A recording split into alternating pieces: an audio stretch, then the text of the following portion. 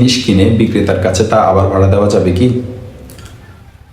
যদি এমন লেনদেন সুতা হিসেবে গ্রহণ না করা হয়, বরং প্রকৃত অর্থে ক্রয় বিক্রয়ের উদ্দেশ্য হয়ে থাকে, তবে শর্ত সাপেক্ষে তা করা যাবে। শর্ত হচ্ছে: 1.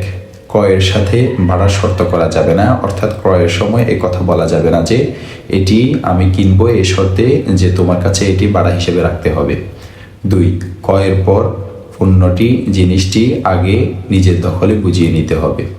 ক্রয়ের পর যে কারো কাছে ভাড়া দেওয়ার স্বাধীনতা থাকবে, সেক্ষেত্রে যেমনইভাবে অন্যত্র ভাড়া দিতে পারবে, তদ্রূপ পূর্বের মালিকের নিকটও তা ভাড়া দিতে পারবে।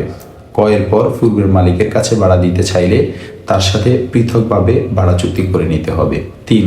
বিক্রেতা জিনিসটি ভাড়া না রাখতে চাইলে তাকে এর জন্য বাধ্য করা যাবে না। 4. বাস্তবসম্মত মূল্যে বেচাকেনা করতে হবে, নামমাত্র মূল্যে বিক্রি ও ভাড়া ধরা যাবে না। দেখতে পারেন রদ্দুল মুখতার 5 নং খণ্ড 147 নং পৃষ্ঠা।